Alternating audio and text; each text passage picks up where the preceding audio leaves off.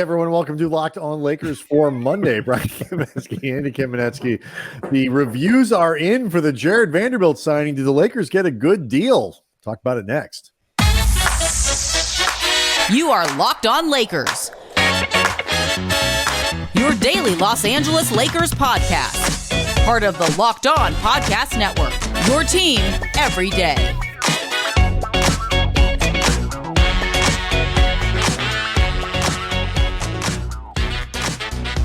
Thanks to everybody for making Locked On Lakers your first listen of every day, Monday through Friday, no matter how or where you get your podcasts, always free, never behind a paywall. Locked On Lakers on YouTube, where you can go hang out, talk to us, talk to Lakers fans. Over 20,000 subscribers, almost 21,000, many of whom were reacting to Andy's mini show on Friday, which was reacting to the Jarred Vanderbilt news of the Jarred Vanderbilt contract extension. 4 years, $48 million. We will continue to break that down, talk about some of your comments that everybody's left on the page. I want to let everybody know that today's episode is brought to you by FanDuel. FanDuel Sportsbook, the official sportsbook of Locked On. Make every moment more. Right now, new customers can bet $5 and get $200 in bonus bets, guaranteed. Visit FanDuel.com/LockedOn. So we'll talk a little bit. I was asked. I did TV last week, Spectrum Sportsnet. You'll be in this week, the Lakers station, their news show, and we were asked an interesting question. I thought it was me with Dan Woike of the LA Times. The most intriguing teams, particularly in the Western Conference, and where the Lakers kind of fit in that regard. So we'll try to get into some of that. But let's start with Vanderbilt. We have not had a chance to talk about it because I was tied up on Friday with work and, this ain't the only gig.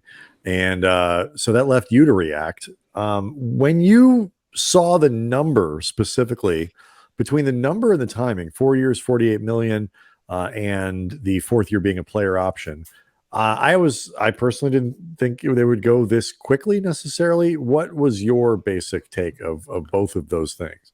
That I liked that the Lakers did this, and I like that they have Vanderbilt locked up.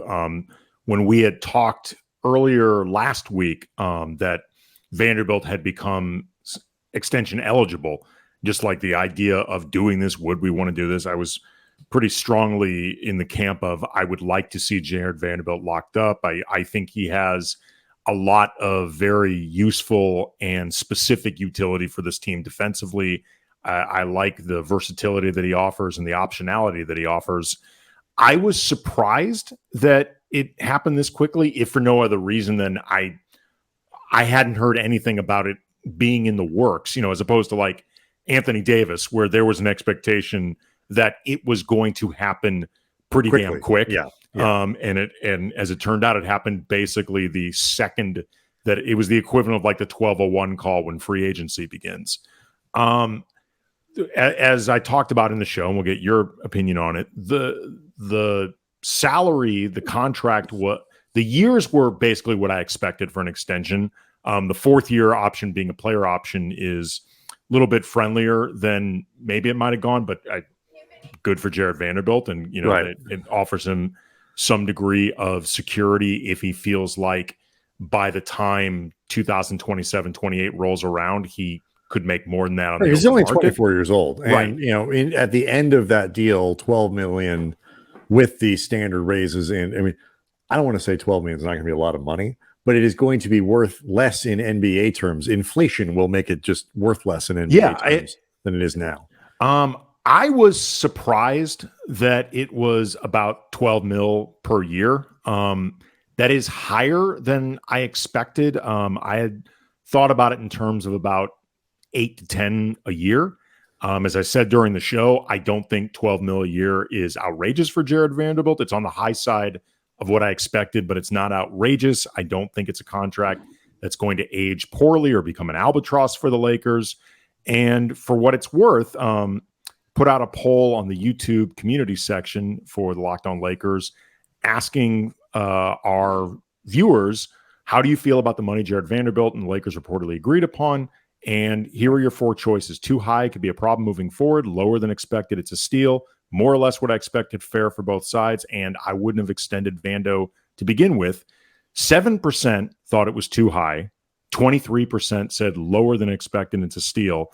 69% said more or less what I expected, fair on both sides, and just 2% wouldn't have extended Vanderbilt to begin with. So it seems like, that was almost 1,000 people who weighed in this poll. So it seems like the overwhelming majority of Laker fans, A, are happy that Vanderbilt's locked up, and B, feel like the money is somewhere between perfectly reasonable and damn, we did pretty well. Yeah, I think that what I find interesting about the reaction to that is the number of people who fundamentally, I guess, sort of disagree with us, like who think that that the Lakers really got an underpay here. And I want to make it clear. I don't think the Lakers overpaid for Vanderbilt. No, it's at the high end. It's just higher than what I expected. I feel like it's sort of at the high end.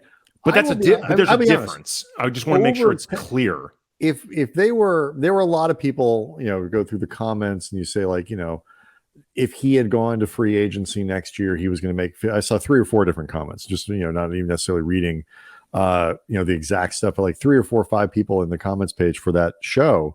But like, if he goes to free agency, he's a shoo-in to make 14, 15, 16 million a year. I don't think that part is true. I don't think I feel like this is a fair contract for both sides in the sense that Vanderbilt gets security, $48 million guaranteed. Even if you feel like at some point you end up underpaid relative to the market you're in, you have gained generational wealth and set yourself up and all of these things in ways that Vanderbilt should be rightly excited about. But it also protects, so it's security for him, because I think it protects him a little bit against what could be a very strange year for him. We talked about it this year, that I talked about last week, that this year you could see a path where Vanderbilt plays, a 20-something minute a night role, and you can also see a path where he's actually kind of squeezed from the rotation when everybody is healthy. And what I found kind of cool about this process was that this contract is almost a reflection of the idea that this year could be a little weird, but next year Vanderbilt's role could change completely, because if everything goes right with Christian Wood, he won't be here next year. The Lakers won't be able to pay him. He'll get a bigger contract somewhere else. And if he does play poorly enough that he wants to pick up the option, it might mean that the Lakers aren't playing him that much next year anyway. And so I do think it would have been hard for Vanderbilt to really distinguish himself, to guarantee that, $14-15 million payday. Potentially difficult at the very least. Yeah. I mean, And so but that doesn't mean he wouldn't play a $12 to $15 million role next year. So let's talk a little bit more about this, because the other part, there are 2 things about this I want to ask you, because it's always interesting to me when guys get paid, how that can change their perception. Rui Hachimura has very different expectations this year at $17 million than he did at 8 or whatever it was he made last year. I think, I'm not sure they will, but I think expectations for D'Angelo Russell should shift considerabally, moving down. That is adorable 31. That you think that, Brian. It is. It's cute. It's really sweet. It's like the squishmallow of thoughts. It's just adorable. You just want to collect them all. Yeah, have fun with that one. Yeah, but like people should think of it differently. He's not a max, but he's okay. Well, he's not being paid like one anymore. He's making the same money basically as Rui Hachimura. So, but we'll see. And so next year, when you start to look at Vanderbilt as a guy who's making 12, or whatever, however this breaks down year to year, the perception can change.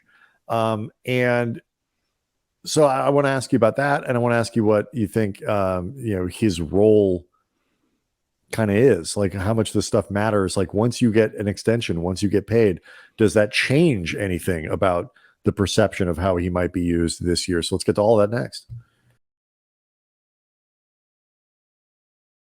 Lakers is brought to you by FanDuel and Celebrate. Get hyped, get psyched about this NFL season with incredible offers from FanDuel, America's #1 sportsbook. And right now, new customers just bet $5, $5, and you get $200 back in bonus bets, guaranteed. You can use those bonus bets on spreads, on player props, over-unders, futures, all sorts of fun stuff.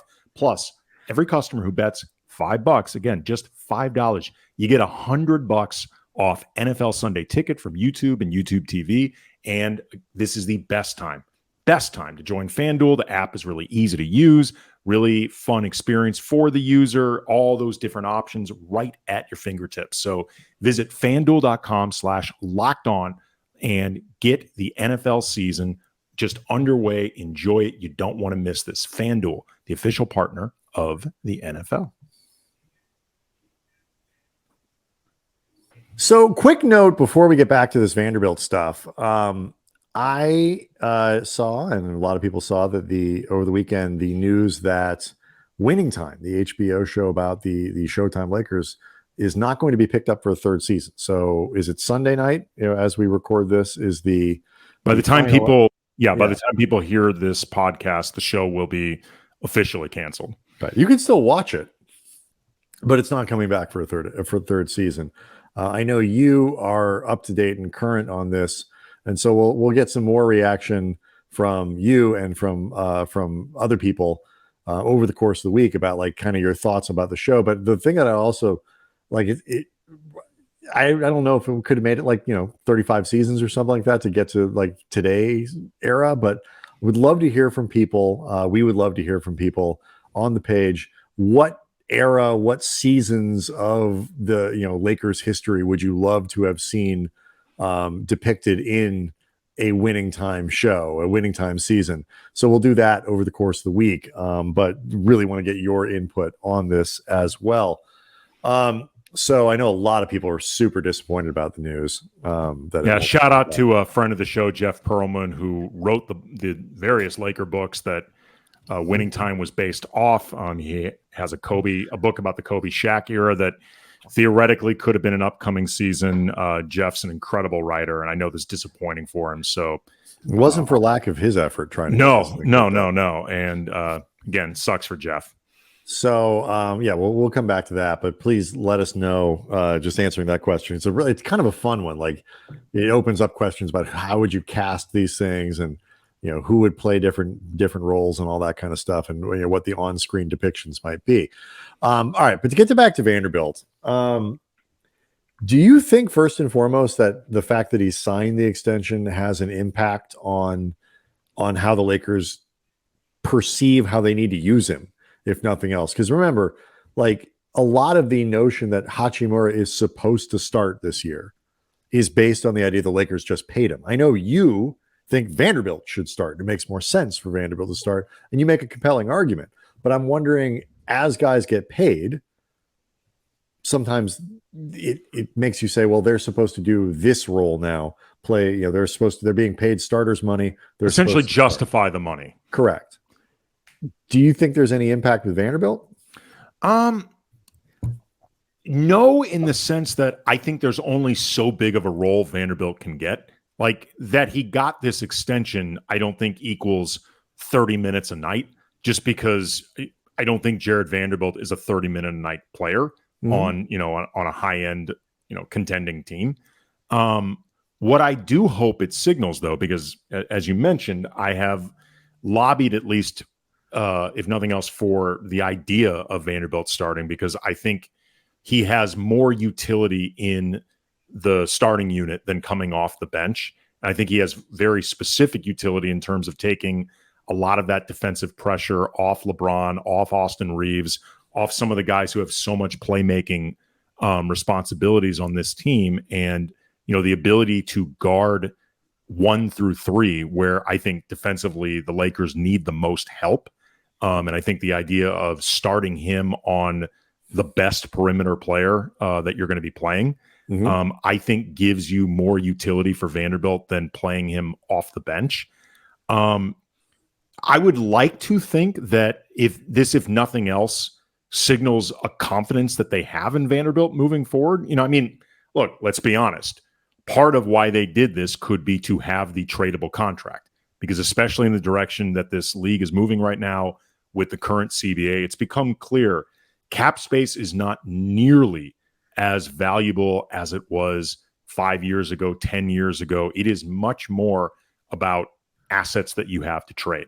And, the ability to cobble together a few different players to bring back a superstar, somebody who's a better fit, whatever. Vanderbilt at what I think is a reasonable contract, certainly one that isn't going to be, I think, seen as really burdensome. It's not an albatross number that is helpful, but I would like to think that this signals an organizational faith in what and a recognition of what Vanderbilt brings to the table, because while he does have certain flaws as a player, he also can do certain things that I'd argue nobody else on this team can really do. And those things are valuable.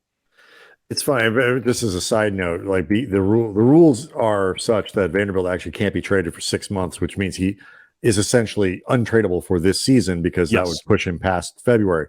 And I know a lot of people get really annoyed which is fine, because this is the year where he has the lowest salary and the least amount of value as a tradable player anyway. Correct. He's still, because the extension kicks in next year. And, the point of these things isn't like, oh, great, we signed him. Like, when can we trade him? Unless you're D'Angelo Russell. It's but these things are important, understanding like when a guy is trade eligible, when he isn't, the slot that he has, and all these other things. Like the Lakers rebuilding this middle class of salaries that they have available to trade, whether it's, we're talking about Hachimura or Russell or Alex Caruso for Giannis and a few first rounders from Milwaukee, to make it fair. So Alex Caruso? I'm sorry, Austin Reeves. Darn it. Damn it. You mixed up your white guys, dude. That is just embarrassing on all sorts of levels. We all do look alike. I think it's fair to say. And so, but this stuff is important. And it's not a slam against Vanderbilt to note that. But what I think is kind of the number to me, I agree with you. I don't think it changes necessarily a whole lot for this year. Like you said, he's not being paid nearly as much for this season. To me, it feels like I could easily conceive of seasons where Vanderbilt has like a $15 million role or a $16 million role. If things really if he learns to hit that corner three, if he develops in ways that people hope he might. I think you got to believe that he kind of is the guy that he is and find value in that. I think you can hope that other things develop. I mean, I'll put it this way. Jarred Vanderbilt has been working on his 3-point shot last season. He worked on it the season before that. He's an extremely hard worker. And so the idea that he will, because he's been working so hard this offseason, develop a shot or next offseason, some guys become good shooters. Some guys never become good shooters. Some guys develop nuances in their game. Some guys don't. Vanderbilt has a sort of specific set of skills now that are very useful to a team. But I don't know, watching him, you don't watch him and say, God, it looks like a 3-point shot that should go down. Like I don't, at least. And so I feel like with a guy like him, you have to value what he has now as opposed to banking on improvement to make the contract worth it. Fortunately, I don't think that's the kind of contract the Lakers signed. But just the player that they have now, I feel like there could be seasons where, depending on the rest of the supporting cast, he has a really important role that feels bigger than $12 million. I could also see seasons like this year where he might have a role that doesn't feel like it's worth that. As long as people kind of deploy him in ways that maximize what he's good at and hide what he isn't, I think the Lakers could get tremendous value out of him. It's just that those abilities change radically depending on the rest of the roster. It's one of the things I find fascinating about him as a player and as a role guy, is how do you maximize him and not without tailoring too much to, the 7th or 8th or 9th guy on your roster. Well, again, I mean, in a lot of ways, I don't even think you're tailoring towards him, because he brings a defensive versatility along the perimeter that this team is lacking. Like, they don't have a lot of guys who can specifically do what he does in terms of, you go guard Steph, you go guard Luka, you go guard Devin Booker. Like, you take on these super high-end perimeter scorers that you're looking to take that load off Austin Reeves, looking to take it off LeBron, looking to prevent having to make Anthony Davis do way the hell too much. Or, Anthony Davis is somebody who could theoretically, and I'm sure he will at times, be put on a Devin Booker or a Luka, but it changes your entire defense if you start doing that a lot in ways that I don't think are good ideas. And Vanderbilt, to me, offers the Lakers the ability to take some of that stress off their most important offensive players. It I think prevents in certain ways targeting of a D'Angelo Russell, things like that. Like, I just think there's different things that you can do with him. He helps them a lot on the glass. I think he helps them a lot in the overall energy that you need to get through 82 games. And I've said this many times, and I'll say it again. When it came to the playoffs, I did not have a problem with Darvin Ham reducing his minutes as certain series went along, particularly against Denver, because I think he was the guy that would need to come off the floor given the issues that they were having with shot making. But at the same time, the real problem to me was that D'Angelo Russell, Dennis Schroeder, Lonnie Walker, LeBron in a lot of ways, Anthony Davis in a lot of ways, they were not making jump shots that they are really supposed to be making. That's not actually Jarred Vanderbilt's job. It is. And there's a knock about this regular season thing. Because I think there's, and we're talking about, for 12 to 21 minutes or 22 minutes a night, the things that you're talking about being put on the floor. You're not talking about putting him on the floor for 34 minutes and having him guard Luka the entire time. He's not a 34-minute a night player. Exactly. So, like, for the minutes that he's on there, like, those are the things he can do. And I think there's something about this delineation of regular season versus playoffs that I think oftentimes people miss a really important point. And it's particularly applicable for Vanderbilt relative to some of the things you're talking about. So I want to get to that next.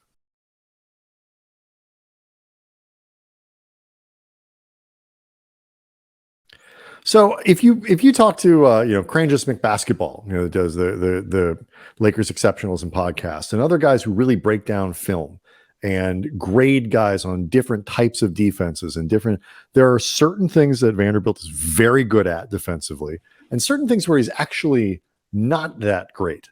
And so if it's a matter of truly maximizing his defensive ability, you do have to kind of deploy him in specific ways that. Sometimes that means, he can kind of stick on guys one-on-one, whether that's Steph or other people. But like in the context of a team defense, or as, the Warriors are running around and coming off screens and all these other different nuances he's not always as good. The effort and activity are always there, but the results aren't always as good. And that's critically important in the playoffs, particularly. But I think it is easy to overstate the importance of that for the regular season. It matters whether Vanderbilt is great at running around with Steph, or like he can truly lock down 1 through 3 in any situation, lockdown power. I think it is important, obviously, but it can miss the point, because just the act of doing it in regular season games, of bringing the energy, having that effort there so that you can get away with hiding Anthony Davis a little bit more, resting him, keeping LeBron away from these things, like you say, trying to take some of the punishment away from Austin Reeves, who's going to spend a lot of time on the other end getting punched in the face. Because it happens like 3 times a game with him. Over the course of 82 games, that ability for Vanderbilt to take some of that burden, whether it's the most efficient way, whether he does it brilliantly in every situation, is kind of overlooked. Just the act of doing it is really important for negotiating a regular season. And then you can make adjustments for the playoffs. And maybe his role goes down and maybe he doesn't play a lot. And I saw a couple comments where it say you can't pay a guy, bigger money if he can't play in the playoffs. Well, sure you can, because 82 games of the regular season, Andy, are super important. And I think we overstate the playoffs themselves and ignore the path to getting there too often. Well, I mean, if you'd like an example of why the regular season matters, look how hard the Lakers had to work last year, busting their ass just to get into the play-in. Mm-hmm. And look, I don't think they would have beaten Denver anyway. No, because I ultimately think Denver was just better than them. Who knows if the post-deadline team had been the same team from the beginning of the year, who knows? But last season, the way things played out, they had to expend so much energy just to put themselves in a position to get into the playoffs.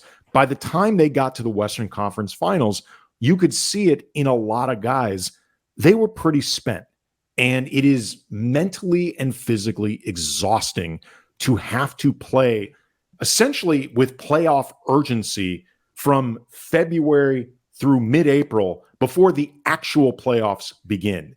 If you can avoid something like that, if the Lakers can avoid the play-in altogether, if they can get themselves to a place where they get home court for a round or two, that stuff matters. Yes. And, the year that the Lakers traded for and if you could do it with an extra 5% of the tank for Anthony Davis, an extra 10% of the tank for LeBron, that's going to pay dividends too. Yeah, absolutely. I mean, I remember with the year for the 2021 season where they traded for Dennis Schroeder and then signed Montrezl Harrell. And there had been, particularly with Harrell, but both of those guys, a certain degree of criticism that they're not proven playoff guys, like Montrezl Harrell, like all of his weaknesses get him played off the floor. It's happened every year with the Clippers in the playoffs. And my reaction was, I don't care, because he's not there necessarily for the playoffs. He's there for the 82 games so you can be as fresh as possible for the playoffs. And look, by the time the playoffs did roll around, I mean, the Lakers were a mess anyway because of injuries, but Harrell was, if memory serves, either out of the rotation or getting spot minutes and didn't make much of an impact in the playoffs. I didn't have a problem with it. I didn't expect him to be a force in the playoffs. I did expect him, though, to make an impact during the regular season, and he did. Like, Montrezl Harrell, to me, justified his presence with the Lakers because, at least the way I thought his season would play out, he did what he was supposed to do. Yep. So if Jarred, I think, again, if other guys are more of shot makers, Jarred Vanderbilt's shortcomings don't become as big of a deal even in the playoffs.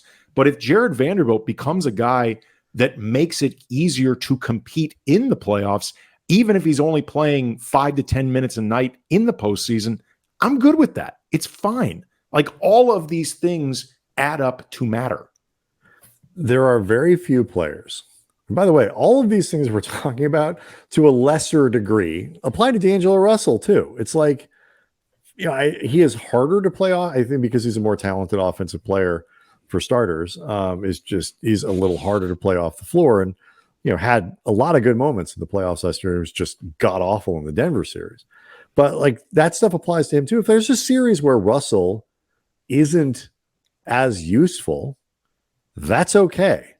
But he is going to be really important. If you think LeBron is going to miss 20 games and you think AD is going to miss 20 games, then guys like Russell become really important to help keep this thing afloat. It is a reason that you sign Wood over Bismack Biyombo or another player that might bring more defensive presence than Christian Wood would otherwise.